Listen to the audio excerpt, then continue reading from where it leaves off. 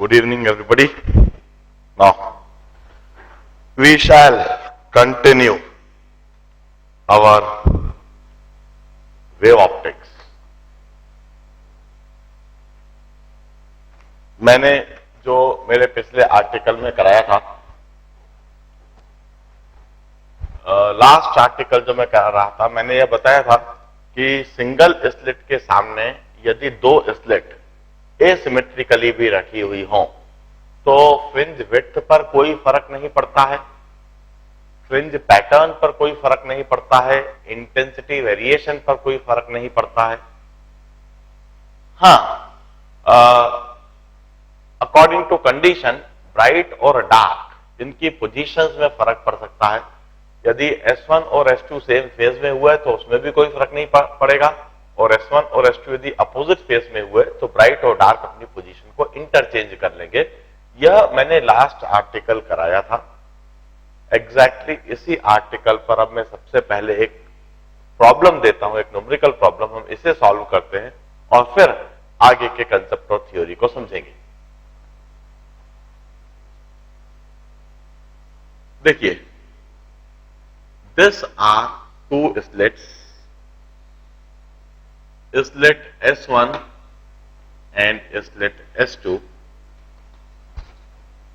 and this is a screen and this is point of symmetry on the screen, and this is a plane parallel wave front incidented at an angle of theta. This is a plane parallel wave front having wavelength of lambda and it's incident at an angle of theta. Now, what do you mean by this plane parallel wave front? सबसे पहली बात, जब हमने wave front शब्द का इस्तेमाल कर लिया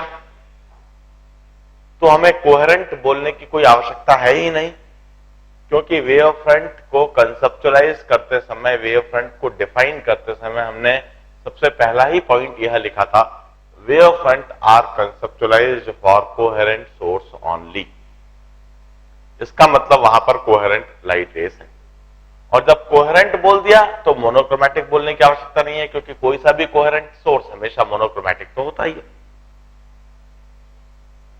this is plane parallel wave front. Plane parallel wave front का मतलब है wave front are plane parallel to each other. ये जो लाइट बीम इंसिडेंट हो रही है, इस लाइट बीम के लिए हम कहेंगे wave front are plane parallel to each other. जो वेव फ्रंट है वह इस तरह के प्लेन है and they are the plane parallel to each other. यह वेव फ्रंट होगी. हम अच्छी तरह से जानते हैं wave front are imaginary plane and they are drawn perpendicular to wave propagation. इस डायरेक्शन में यदि लाइट वेव प्रोपोगेट कर रही है तो इसके परपेंडिकुलर इस तरह से वेव फ्रंट होंगे और ये एक दूसरे के पैरेलल है. इसका मतलब इस लाइट वेव का इस पॉइंट पर फेस और इस लाइट वेव का इस पॉइंट पर फेस सेम है. The face of light wave at this point and the face of light wave at this point, that is same, equal. और इस तरह का प्लेन पैरेलल वेव फ्रंट दोनों स्लिट S1 और S2 पर किसी थीटा एंगल पर इस तरह से इंसिडेंटेड है और वह थीटा एंगल मैंने वहां इंडिकेट कर रखा है. अब जो मेरा क्वेश्चन है, tell me the values of theta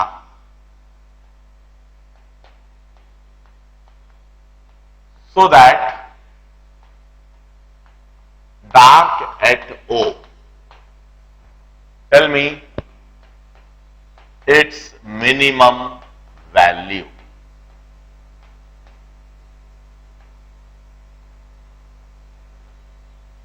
theta की वह वैल्यूज बताइए जिससे कि पॉइंट O पर डार्क बन जाए. Point O which is a point of symmetry. Point O जो कि पॉइंट ऑफ सिमेट्री है, जहां पर जनरली सेंट्रल ब्राइट बनता है। यदि S1 S2 सेम फेज में होते हैं तो जनरली पॉइंट O पर सेंट्रल ब्राइट बनता है। इस पॉइंट पर डार्क बने, so that dark at O, point O पर डार्क के लिए इस थीटा की क्या वैल्यू होनी चाहिए? दोनों स्लेट S1 और S2 के बीच में सेपरेशन स्मॉल d है। Now this is my problem. और फिर आगे मैंने यह पूछा है what is the minimum value of theta? Theta की मिनिमम वैल्यू क्या होगी जिससे कि पॉइंट O पर डार्क बने? Here in this problem we come across the application of the last article। जो मैंने पिछला आर्टिकल समझाया है उसका एप्लीकेशन है। हम कहते हैं सबसे पहले कंसेप्ट अप्लाई करेंगे। For dark at O, for dark at O, S1 and S2 must be in opposite phase। S1 and S2 must be in opposite phase। सबसे पहला यह कंसेप्ट। S1 और S2 अपोजिट फेज में कब होते हैं? जब उनके बीच में फेज डिफरेंस होता है ऑड मल्टीपल ऑफ पाई। जब S1 और S2 के बीच में फेज डिफरेंस होता है ऑड मल्टीपल ऑफ पाई। या फिर हम कहते हैं S1 और S2 के बीच में पाथ डिफरेंस होता है odd multiple of lambda by 2। Now this is the basic concept that is applied in this problem. Point O पर डार्क मिलने के लिए पॉइंट O पर डिस्ट्रक्टिव इंटरफेरेंस होना चाहिए। डिस्ट्रक्टिव इंटरफेरेंस तभी होएगा जब S1 और S2 अपोजिट फेज में हो। S1 S2 अपोजिट फेज में यदि होंगे तो उनके बीच में phase difference odd multiple of pi होएगा, path difference odd multiple of lambda by 2। यह पाथ डिफरेंस आएगा कैसे, होगा कैसे? यह पाथ डिफरेंस की वजह अब मैं बताता हूं। यह पाथ डिफरेंस की वजह है कि वहां जो प्लेन पैरेलल वेव फ्रंट है वो स्लिट पर नॉर्मली इंसिडेंट होने के बजाय किसी एंगल थीटा पर इंसिडेंट हो रहे हैं। उस सेटअप को ध्यान से देखिए। अब मैं S1 से इस पॉइंट से इस रे पर एक नॉर्मल ड्रॉप करता हूं, एक परपेंडिकुलर ड्रॉप करता हूं इस तरह से। यह मैंने एक परपेंडिकुलर बना दिया।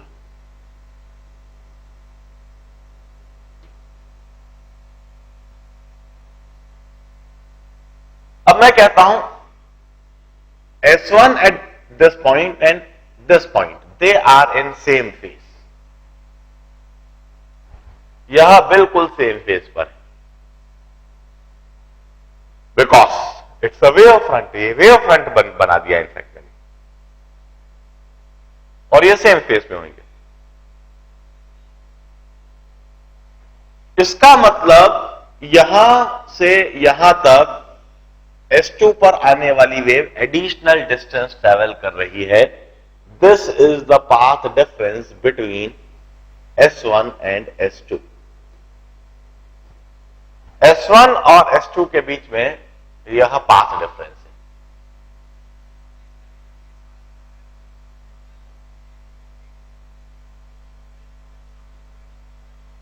अब ट्रिग्नोमेट्री से बात बिल्कुल समझ में आ जाती है। यह एंगल थीटा होना चाहिए,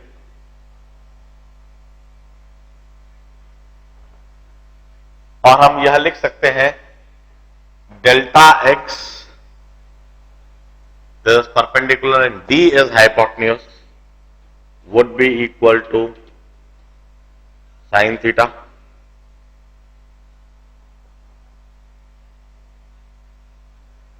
delta x upon D is equal to sine theta.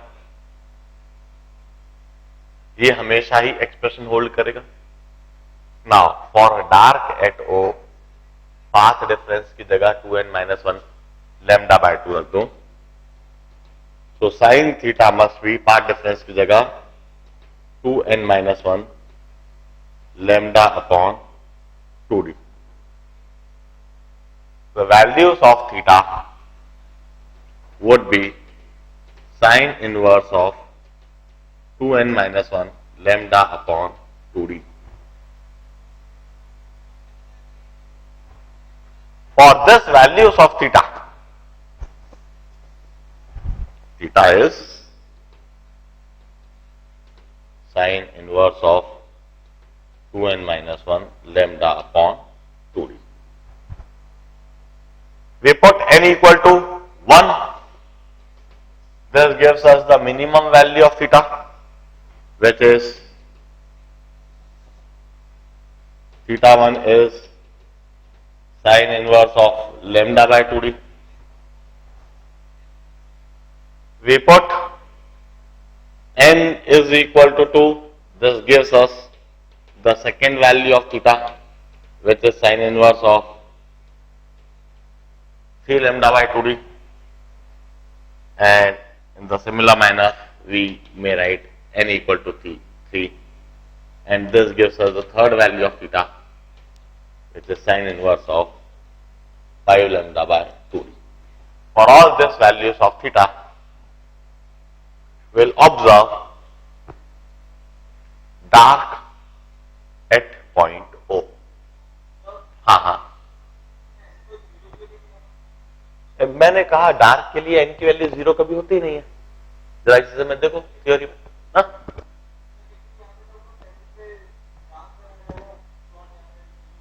नहीं, देखिए 2n minus 1 lambda by 2d. अब इस जगह n की वैल्यू यदि आप 0 ले लोगे माइनस आएगा. साइन थीटा माइनस आने का सिंपल सा मतलब होगा कि यह जो वेव फ्रंट है ऐसे के बजाय ऐसे भी इंसिडेंट करा जा सकता है. उसका सिर्फ यही मतलब निकलेगा और कुछ भी नहीं. मेरी बात समझ आ रही है कि नहीं? हमने ये जो डार्क के लिए कंडीशन लिखी है 2n minus 1 lambda by 2d. इसके बाद हम कहते हैं n would take value from 1, 2, 3 and 4. It would take positive values, positive integral values.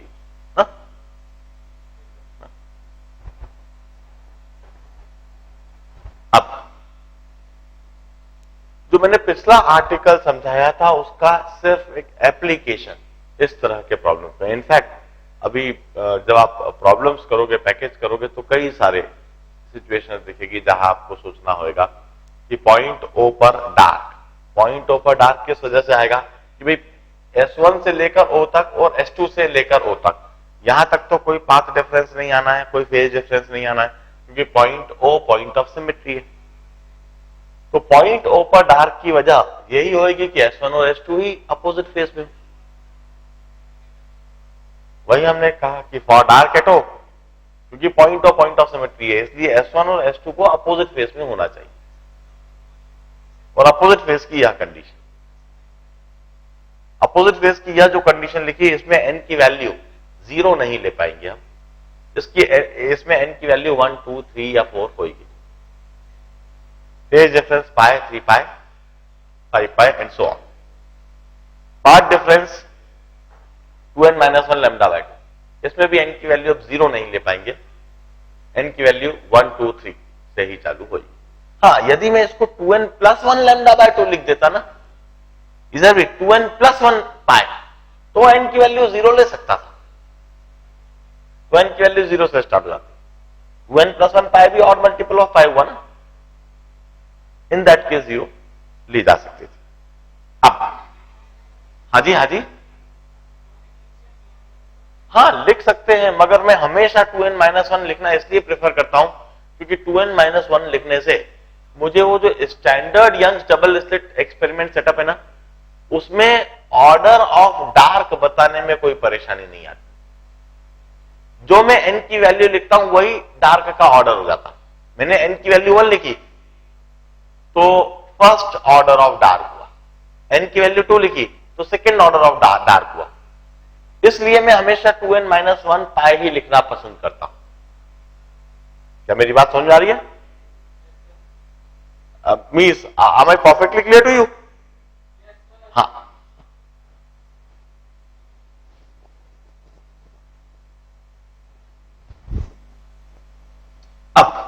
मैं अगला आर्टिकल समझाता हूं।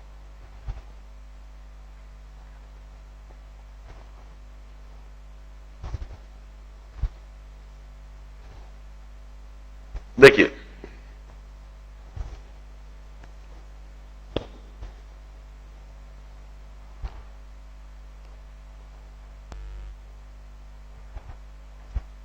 this is a boundary separating the two medium.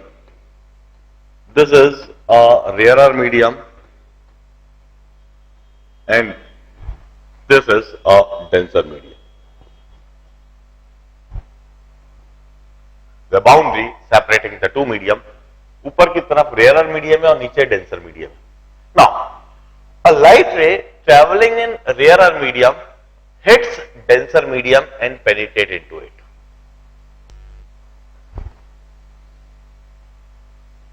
Means a light ray is refracted from rarer to denser.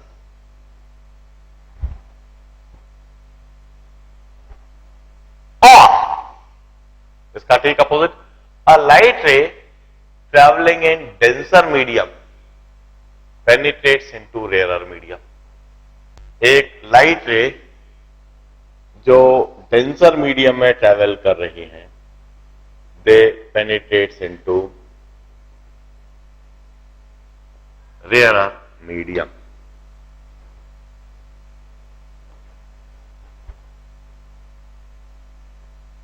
Means refraction takes place. During this refraction phenomena, there is no change in the phase of light. इस refraction phenomena के दौरान light का कोई phase change नहीं होता है, इसमें भी लाइट का कोई फेज चेंज नहीं होता है और इसमें भी लाइट का कोई फेज चेंज नहीं होता है. लाइट रे चाहे रेयरर से डेंसर मीडियम में पेनिट्रेट करे, चाहे लाइट रे डेंसर से रेयरर में पेनिट्रेट करे, लाइट का कोई फेज चेंज नहीं होगा. इसका क्या मतलब है मैं समझाता हूं.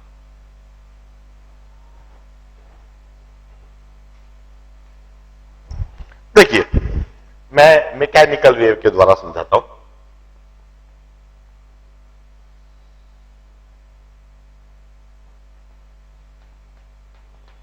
यह रिजिड सपोर्ट और इससे बंधी हुई यह एक मोटी रस्सी और इससे बंधी हुई यह एक पतली रस्सी और इस पतली रस्सी में मैंने एक वेव पल्स डाल दिया और यह वेव पल्स ट्रैवल कर रहा है इस डायरेक्शन. मोटी रस्सी का मतलब है डेंसर मीडियम, पतली रस्सी का मतलब है रेयरर मीडियम. मैंने एक वेव पल्स पतली रस्सी में डाली, इस तरह से एक वेव पल्स डाला और मेरे द्वारा डाला गया वेव पल्स इस पतली रस्सी में ट्रेवल कर रहा है इस तरीके से. यह वेव पल्स आगे बढ़ रहा है, यह वेव पल्स और आगे बढ़ा,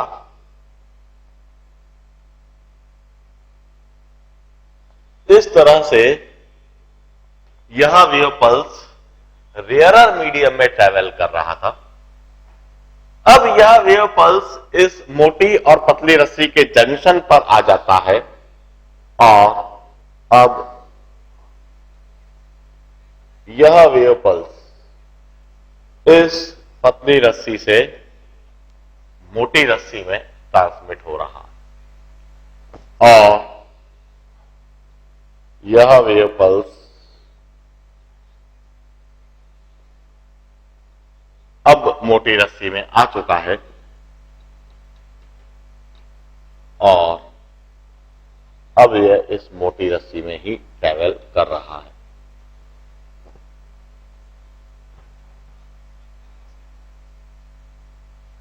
हम कहते हैं इधर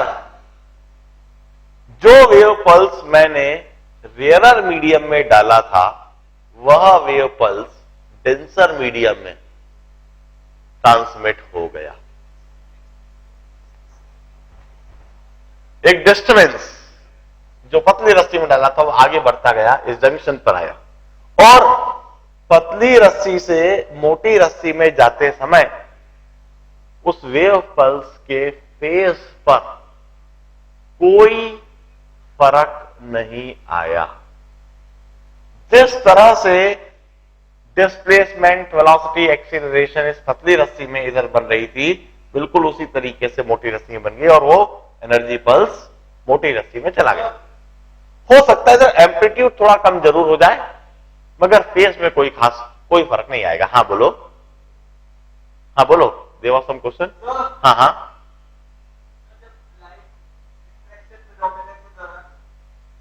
जब लाइट, हाँ हाँ, हाँ होती है ना, वही तो समझा रहा हूं। आप इधर देखो ना, ध्यान से सुनो, इधर सुनो, इधर ये पतली रस्सी है, पतली रस्सी में जो वेव पल्स की वेलोसिटी है वो कुछ और होगी और मोटी रस्सी में इस वेव पल्स की वेलोसिटी कुछ और होगी। तो जो वेव की वेलोसिटी है वो तो इस निश्चित पतली रस्सी में ज्यादा होगी और मोटी रस्सी में थोड़ी कम हो जाएगी। और ये भी बात बिल्कुल साफ है कि पतली रस्सी में एम्पलीट्यूड थोड़ा ज्यादा हो सकता है, मगर मोटी रस्सी में जाने के बाद वह एम्पलीट्यूड थोड़ा कम हो सकता है, इस तरह से। पक्की बात? अरे बोलो। अब मगर ये वेव पल्स जब पतली रस्सी से मोटी रस्सी में जा रहा है, ये डिस्टर्बेंस पल्स, तो ये रस्सी का हिस्सा जब ये ऊपर जा रहा है तो अपने साथ साथ से मोटी रस्सी से, चूंकि बंधा हुआ है, उसको अपने साथ साथ ऊपर ले जाएगा। तो वही का वही फेस में वेव पल्स पतली रस्सी से मोटी रस्सी में चला गया कि नहीं?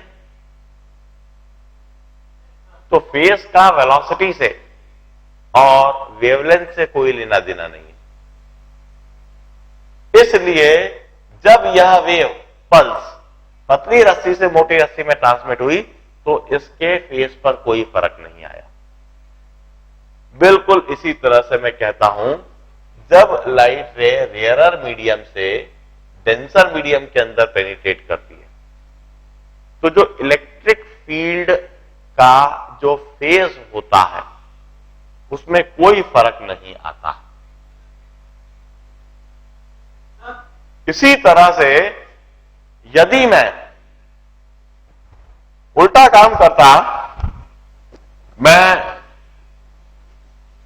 इधर पतली रस्सी बांधता और वेव पल्स मोटी रस्सी में देता, इधर से पतली रस्सी बंधी हुई है और इधर मोटी रस्सी और इधर मैंने वेव पल्स दिया और यह वेव पल्स आगे ट्रेवल कर रहा है, डिस्टर्बेंस पल्स।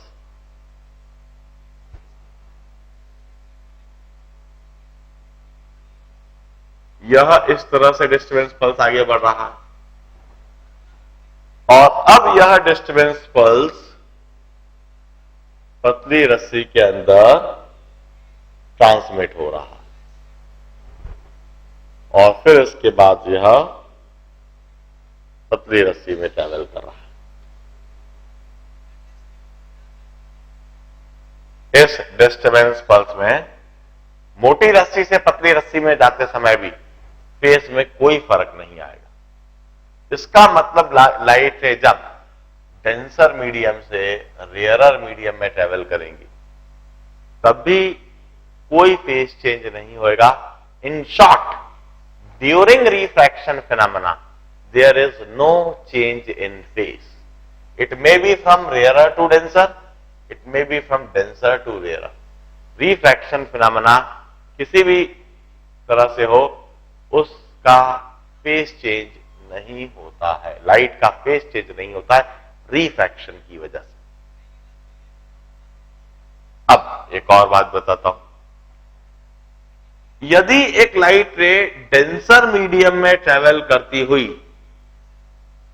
रेयरर मीडियम से टकरा के लौट जाए, एक लाइट रे डेंसर मीडियम में ट्रेवल करती हुई यदि वह रेयरर मीडियम से टकराकर लौट जाए, तो इस लाइट रे का भी कोई फेज चेंज नहीं होता। डेंसर मीडियम में ट्रेवल करने वाली लाइट रे यदि रेयरर मीडियम से टकराकर लौट जाए, रिफ्लेक्ट हो जाए, रेयरर मीडियम से रिफ्लेक्शन यदि हो, तब भी कोई फेज चेंज नहीं होता। And a very interesting phenomena is, यदि रेयरर मीडियम में ट्रेवल करने वाली लाइट रे डेंसर मीडियम से टकराकर लौट जाए, तो इसका फेज चेंज पाई से हो जाता है। सिर्फ इस सिचुएशन में पाई से फेज चेंज होता है यदि रेयरर मीडियम में ट्रेवल करने वाली लाइट रे डेंसर मीडियम से टकरा के लौट जाए, तो पाई से फेज चेंज हो जाता है। कैसे होता है मैं आपको समझाता हूं, इन दोनों ही फिनोमेना को समझाता हूं। देखिए, मैं एक और बार इस सिचुएशन को पहले बनाता हूं।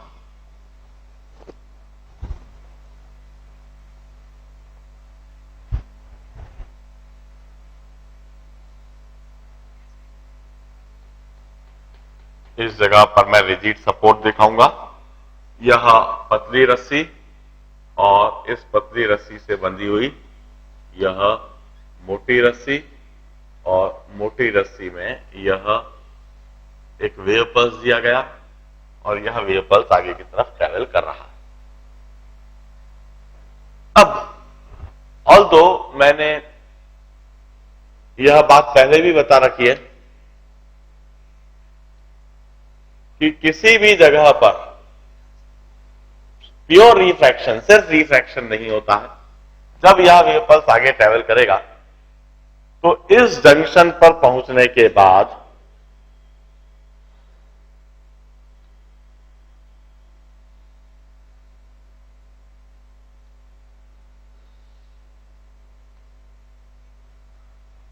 लाइट एनर्जी का एक फ्रैक्शन तो पतली वाली रस्सी में ट्रेवल करने लगेगा और मैकेनिकल एनर्जी का एक फ्रैक्शन पतली वाली रस्सी में ट्रेवल करने लगेगा, और मैकेनिकल एनर्जी का एक फ्रैक्शन इस जंक्शन से पीछे लौटेगा। ये बिल्कुल वही बात है। A fraction of light energy, a fraction of energy is transmitted from this rope to this rope, while a fraction of energy would be returned back into this rope itself. और खास बात, जो वेव डेंसर मीडियम में travel करती है, rarer medium से टकराकर लौटी है, वो उसी फेज में लौटी है जिस फेज में वो फॉरवर्ड ट्रेवल कर रही है। हम कहते हैं डेंसर मीडियम में ट्रेवल करने वाली लाइट वेव यदि रेयरर मीडियम से टकरा के लौट जाए तो उसका कोई फेज चेंज नहीं होता। अब मैं इस सिचुएशन को दिखाता हूं।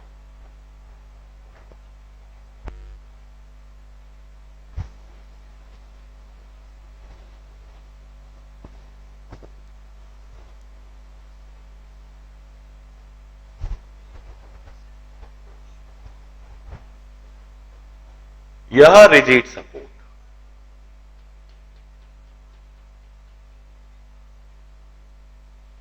और इस रस्सी में ट्रेवल करने वाली यह वेव, ये जो रिजिड सपोर्ट है इसे भी आप डेंसर मीडियम ही कहोगे, यह भी डेंसर मीडियम है। यह वेव जो रेयरर मीडियम मतलब कि रोप मीडियम में ट्रेवल कर रही है, ये इस तरह से आगे बढ़ती है। आगे बढ़ती हुई यह वेव,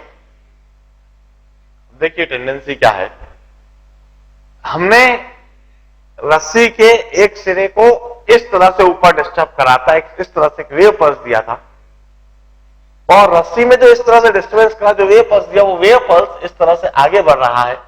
पहले रस्सी का यह पार्ट डिस्टर्ब हुआ, फिर रस्सी का यह पार्ट, फिर रस्सी का यह पार्ट, ऐसे अगला अगला पार्टिकल इस तरह से डिस्टर्ब होता जा रहा है।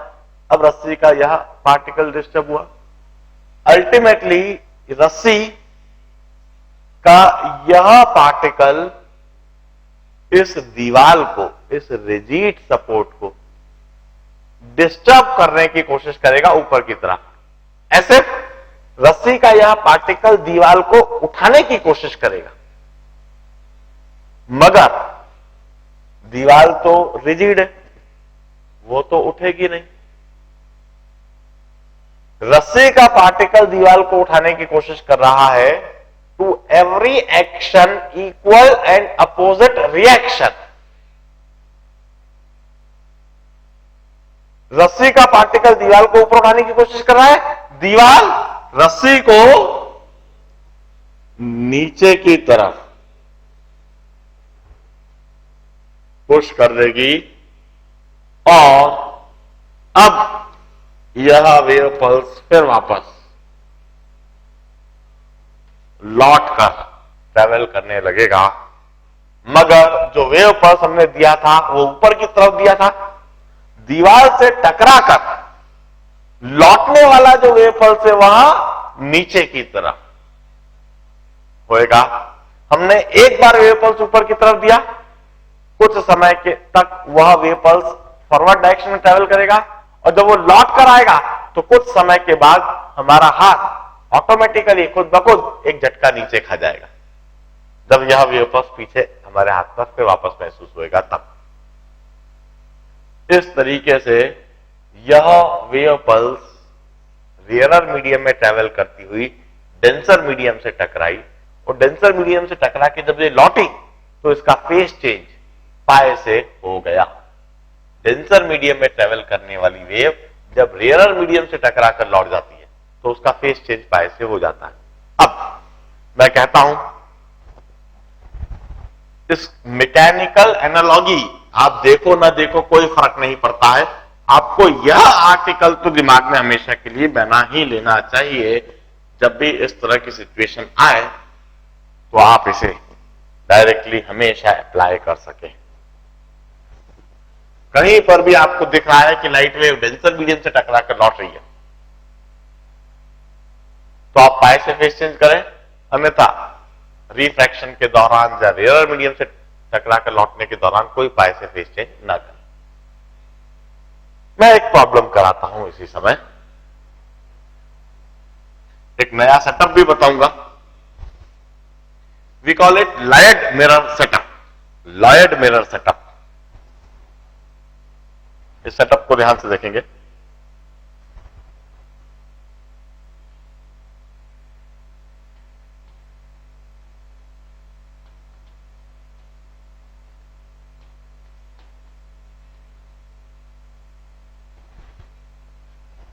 Layered mirror setup.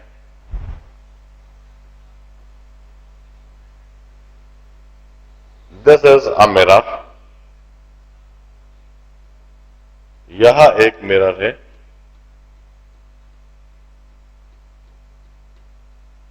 इस मिरर के ऊपर यह एक सिंगल स्लिट एस,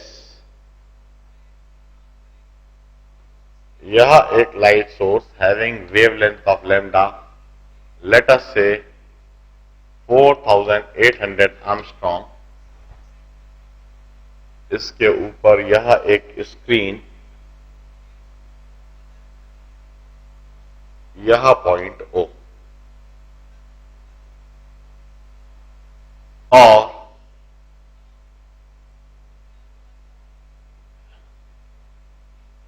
इस स्लिट की height h, which is equal to 0.4 millimeter, and this distance is, let us say,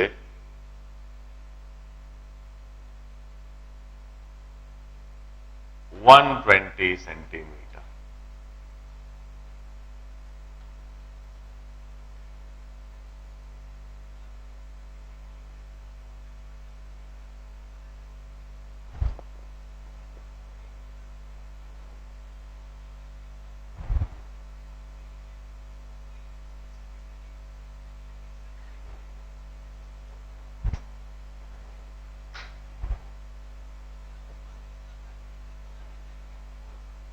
देखिए, this is light mirror setup. Here we have got single slit only. एक ही slit है. A monochromatic source having wavelength of 4800 Armstrong, some wavelength, some finite value. यह एक mirror, इस mirror के ऊपर यह एक सिंगल स्लिट और उसकी height of that slit is 0.4 millimetre. इससे 120 सेंटीमीटर की दूरी पर एक स्क्रीन, और स्क्रीन पर यह कोई point P at a distance of y.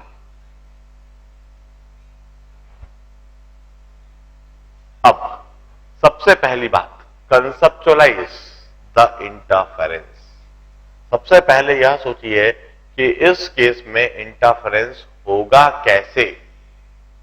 हमेशा इंटरफेरेंस के लिए दो सोर्स होना चाहिए, दो स्लिट्स होना चाहिए. इस जगह पर एक ही सोर्स है, मतलब एक ही स्लिट है. इस एक ही स्लिट के साथ इंटरफेरेंस होगा कैसे, किस तरह से?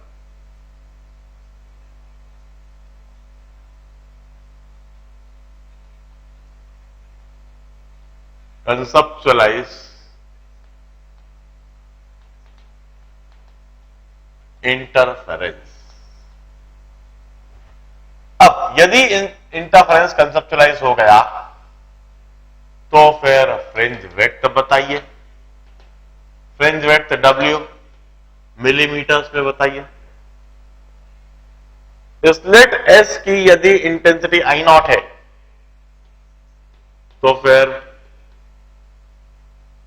मैक्सिमम इंटेंसिटी बताइए, मिनिमम इंटेंसिटी बताइए. ऐसी कंडीशन में डिस्टेंस ऑफ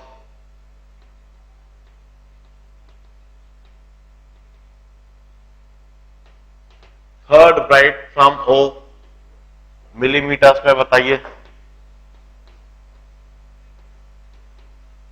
डिस्टेंस ऑफ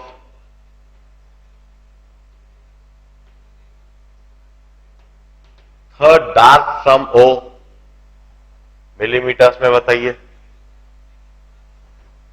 और मुझे बताइए कि यदि y is equal to 4 times fringe width होता है तो उस पॉइंट पर इंटेंसिटी क्या होती है, और यदि y is equal to 4.5 times fringe width होता है तो उस पॉइंट पर इंटेंसिटी क्या होती है. और